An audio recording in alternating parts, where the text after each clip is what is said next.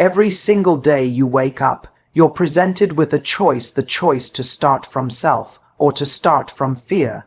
Too many of us wake up immediately scanning for what we need to fix, who we need to appease, or what expectations we need to meet. Before we even brush our teeth, we're already running a mental checklist of how not to disappoint someone else.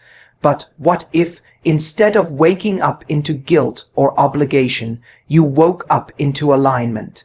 What if the very first words you said to yourself were, "Today I choose me"? That choice doesn't mean you neglect others or become selfish. It means you anchor into who you are before the world tries to tell you who to be. Because when you don't choose yourself, you become a mirror for other people's demands. And when that happens, you begin each day already losing. Choosing yourself is not an act of arrogance, it's an act of preservation. When you choose you, you're not saying I'm better than anyone else. You're saying, I refuse to betray myself to be accepted by people who won't even notice.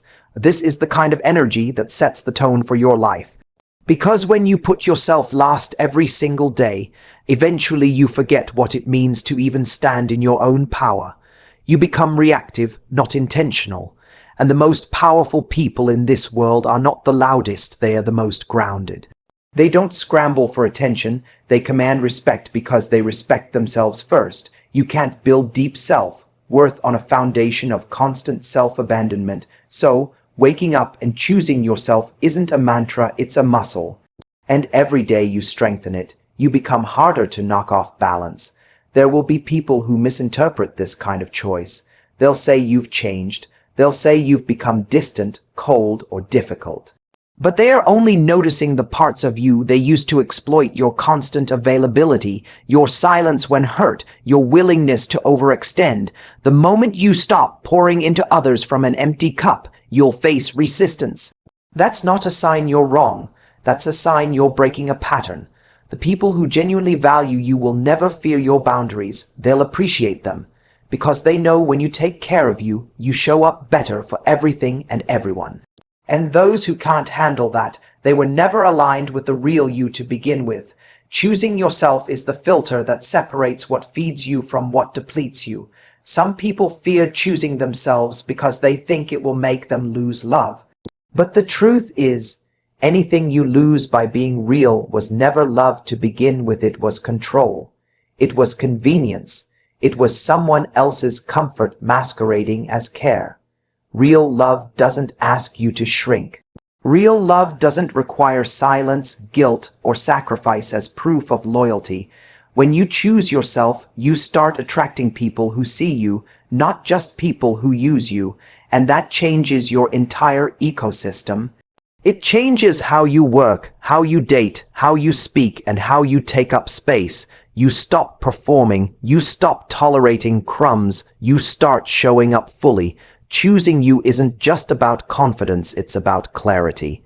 It's about deciding that your needs are not negotiable just because you've been taught to put everyone else first. You were not born to be an emotional caretaker for the world. That role was assigned to you by circumstance, by trauma, by repetition. Somewhere along the way, you learned that your value came from being agreeable, quiet, flexible even when it hurt. But the truth is, every time you say yes to something that drains you, you say no to a version of yourself that could be thriving. And every day, you wake up with that same power to decide again, to shift, to redirect. Choosing yourself doesn't require a massive overhaul, it requires a conscious moment. A moment where you say, before I pour into the world, I'm going to fill my own cup. You were not designed to be a martyr. You were designed to be a force, and force doesn't ask for permission. Imagine walking into your day knowing you've already chosen yourself. How different would your interactions feel? You wouldn't be waiting for validation in someone's text, approval in someone's tone, or permission in someone's presence. You wouldn't shrink in the presence of people who intimidate you or bend to people who barely show up for you. When you start your day by saying, "Today I choose me," you set the standard. You tell life, "This is the level at which I operate. This is what I'm available for. This is the minimum frequency I allow in my space. And suddenly you become magnetic, not because you're trying harder, but because you're standing taller. People feel when you know your worth even before you say a word. This isn't about perfection. It's not about waking up every day with fire in your belly and a 10-step morning routine. Some mornings you'll feel low, tired, disconnected. That's human. But even on those days, choosing you can look like not rushing out of bed just to answer someone else's needs.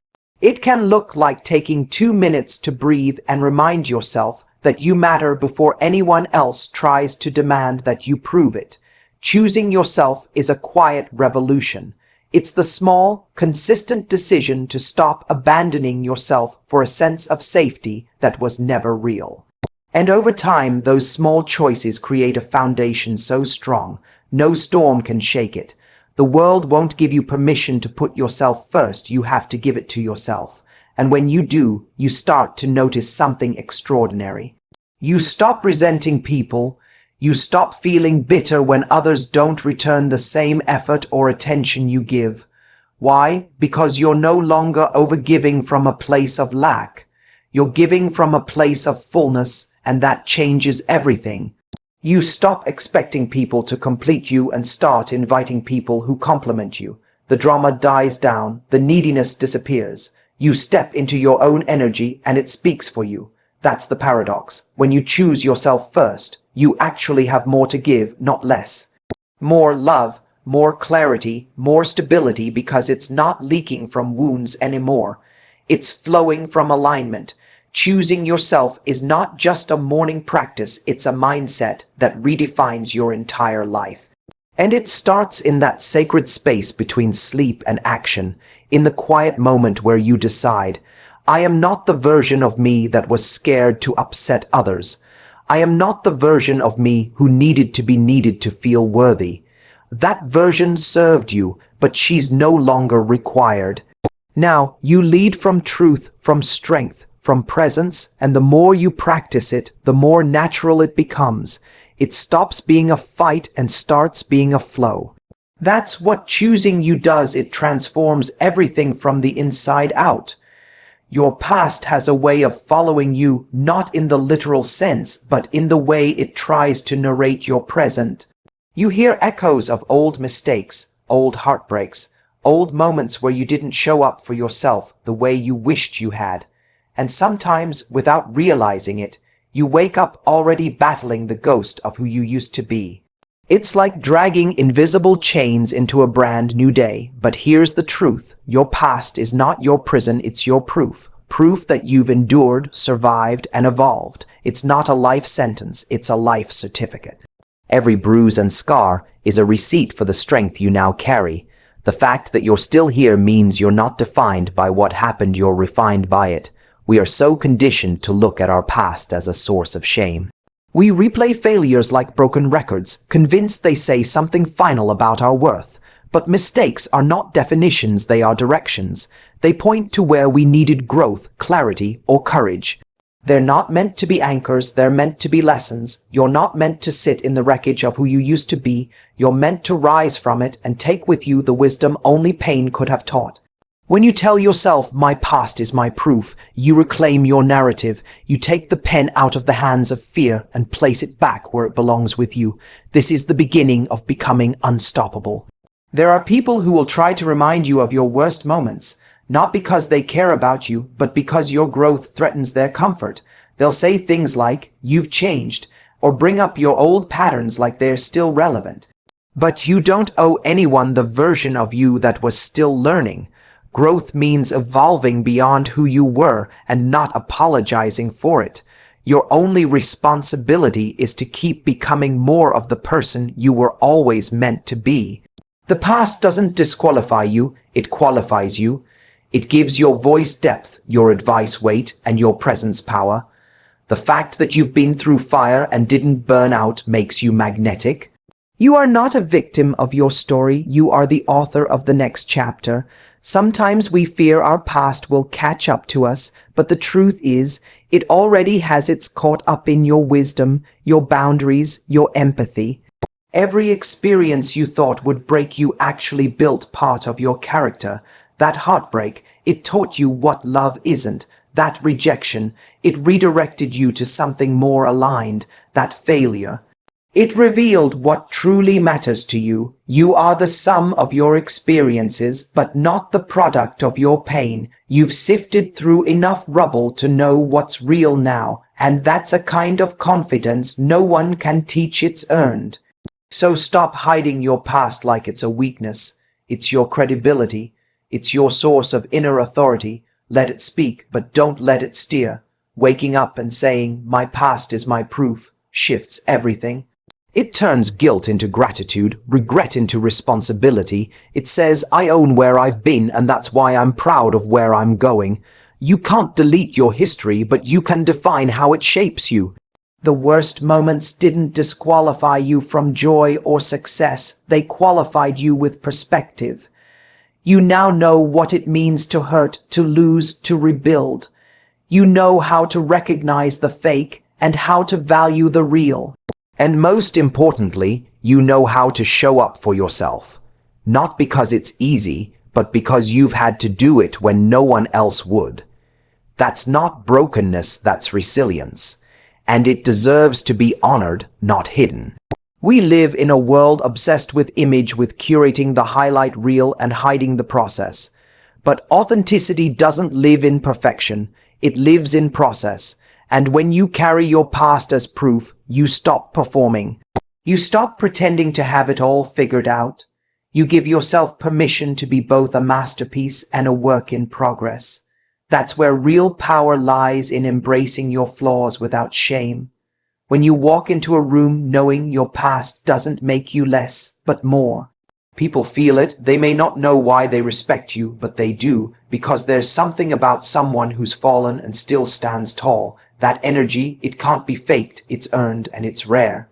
You're going to encounter moments where old triggers resurface, where old fears try to convince you you're still that person who didn't know better. But now you do. That's the difference. You no longer react the same way because you've learned the cost of staying stuck. You've cried the tears, faced the mirror, done the inner work. So now, when you feel those old wounds itching for attention, you can remind yourself, that's not who I am anymore. You've evolved, you've healed. Or you're healing, and that's still enough. Healing is not about erasing what happened. It's about learning how to respond to it from a new place, a place of power, a place of presence, a place of peace. There's nothing weak about having a past. What's weak is pretending you don't. Strength is owning it, integrating it, and using it to elevate yourself and others. Think about the people you admire. Most chances are they're not the ones with the easiest journeys. They're the ones who turned their pain into purpose, the ones who let their breakdowns become breakthroughs, the ones who could have given up but didn't, and that includes you. Every time you chose to rise when it was easier to stay down, you were building something.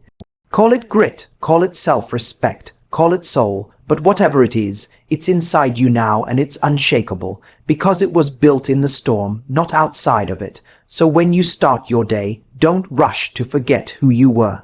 Look that version of you in the eye and say, thank you for surviving, thank you for trying, thank you for doing the best you could with what you knew. Then step into who you are now, the version with more wisdom, more clarity, more compassion. The version that no longer settles, no longer begs, no longer hides. The version that walks into the day not as a victim of the past, but as a product of perseverance. That energy is powerful, and the world will feel it, but more importantly, you will feel it. That's what matters most. You'll finally feel like you belong in your own life.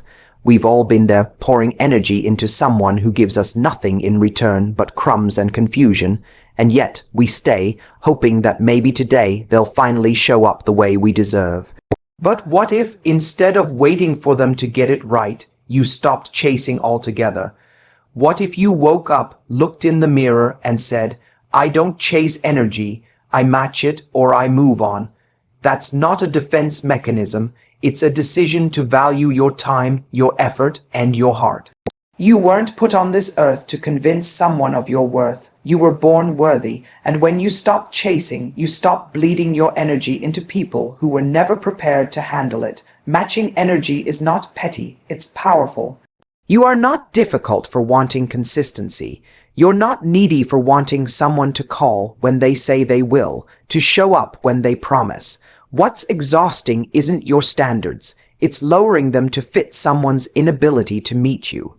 When you stop chasing, you start observing. You begin to see who's genuinely interested and who's just comfortable having you around. And that's when things become clear. The person who values you doesn't need to be begged. They don't ghost you and come back when it's convenient. They respect your energy because they understand what a privilege it is to have access to it. Matching energy means you no longer invest more than you're receiving. And that balance, that boundary is where real love begins. You were taught to overgive. Somewhere along the line, you learned that love meant proving yourself, showing up no matter how poorly you were treated. But that's not love. That's fear disguised as devotion. Real connection doesn't make you feel anxious or unsure. It makes you feel seen, heard, and respected. If you have to chase someone just to get their attention, you're already teaching them that your presence is negotiable. And it's not. When you match energy, you reclaim your emotional dignity. You say, I'm not angry. You're just not my level. And that quiet confidence speaks louder than any confrontation.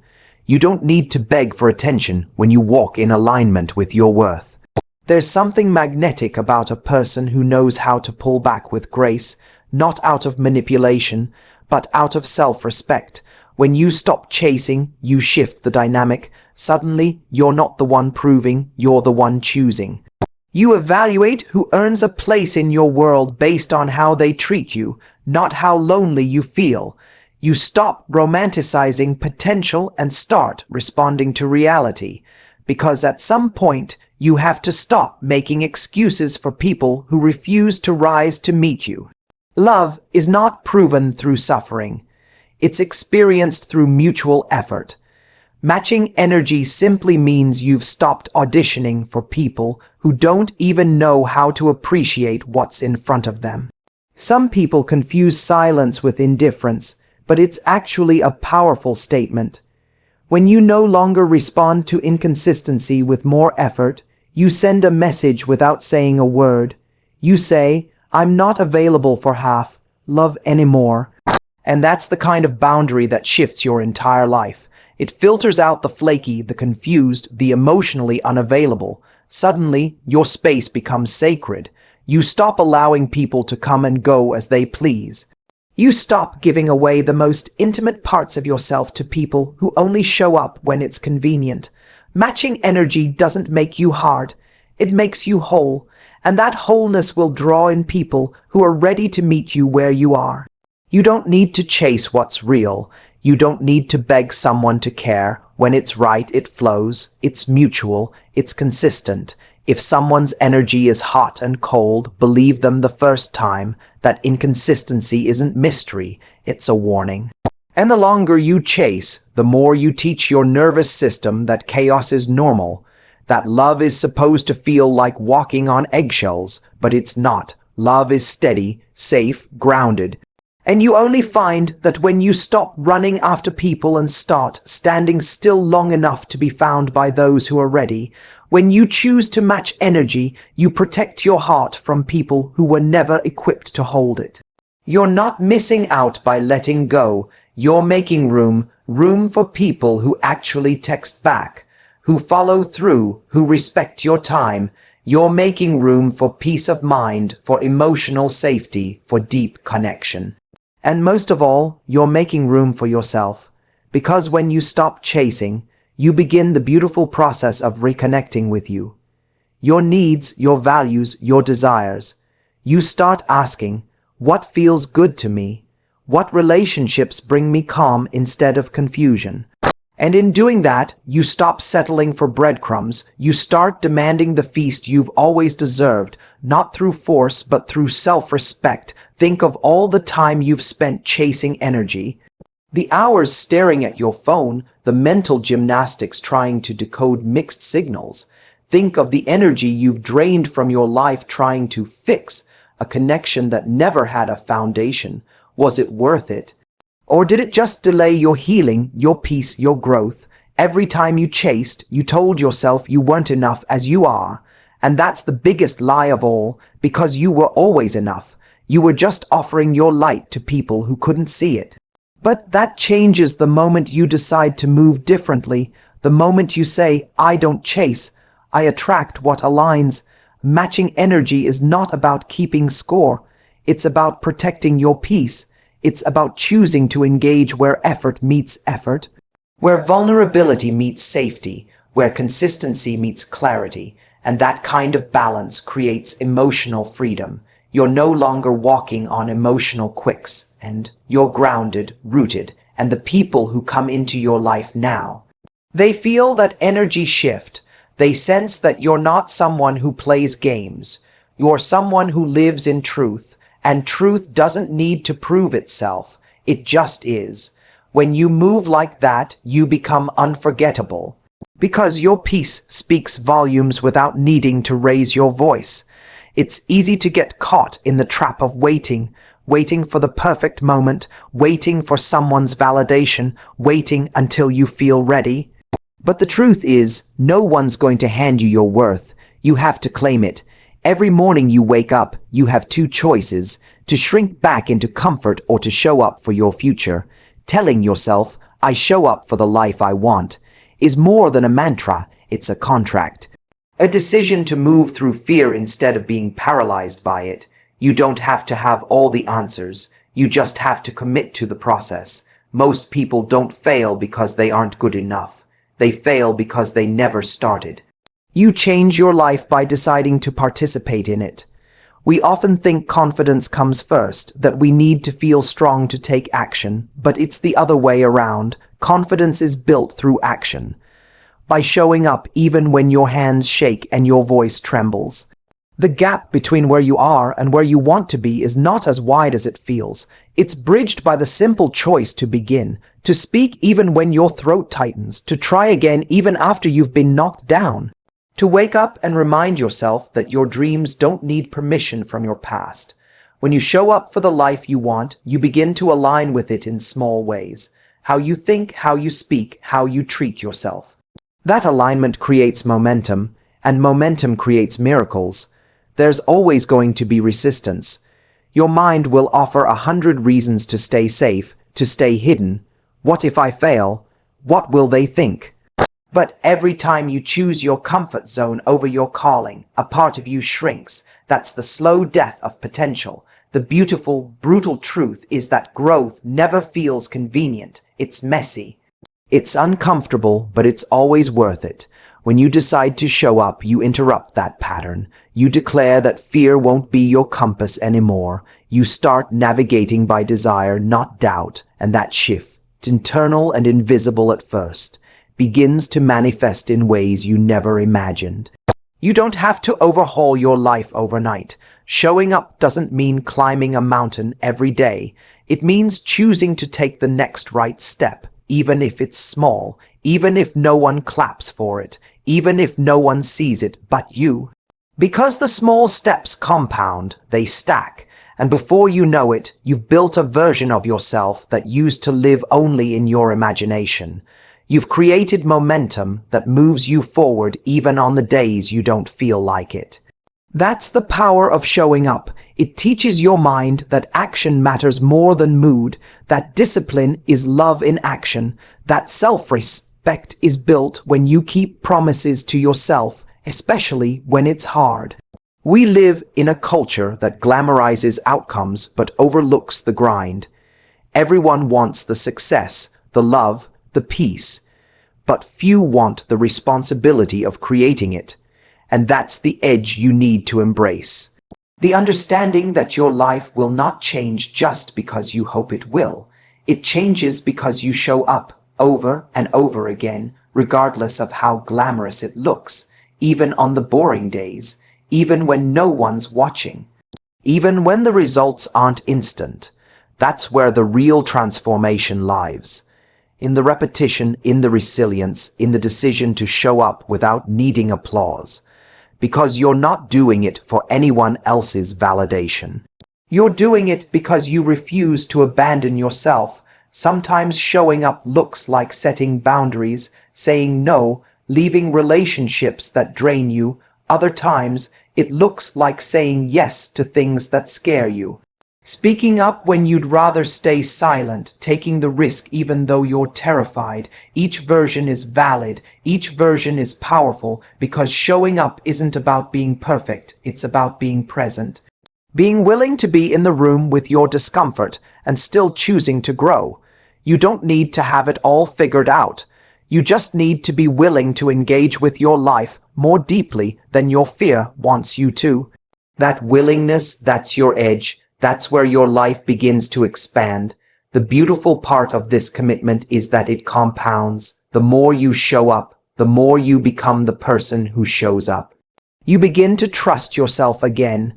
You stop breaking promises to yourself. You stop shrinking around your potential. You start walking differently, speaking differently, making decisions that align with your highest self. And people feel that shift. The world begins to mirror it. You attract better opportunities, deeper connections, more aligned experiences. But it all begins with that daily choice. The one where you say, even if I'm scared, even if I'm tired, even if I don't feel ready, I still show up. That decision makes you powerful beyond measure. You won't always see instant rewards. Sometimes it'll feel like you're pouring into a well that never fills. But one day, everything clicks. The effort you made in silence starts speaking for you. The confidence you built through repetition shows up in rooms you once felt small in. The habits that once felt hard now feel like your second skin. And when that day comes, you'll look back and realize it was never about luck. It was about consistency. It was about grit. And it was about the quiet, private moments where you chose not to give up on yourself. That's what showing up builds, not just results, but unshakable self-belief. You don't need the world to believe in you before you begin. You just need you. You don't need the applause, the permission, the perfect timing. You just need to start moving, to remind yourself every morning that your dream is valid, your desire is sacred, and your effort matters. To move even when no one's watching, especially when no one's watching. That's what builds power, not in the loud, dramatic moments, but in the quiet ones, when you keep going, when you stay consistent. When you refuse to let fear decide the direction of your life, when you show up anyway, every time you do that, you get closer to the future you've been dreaming of all along.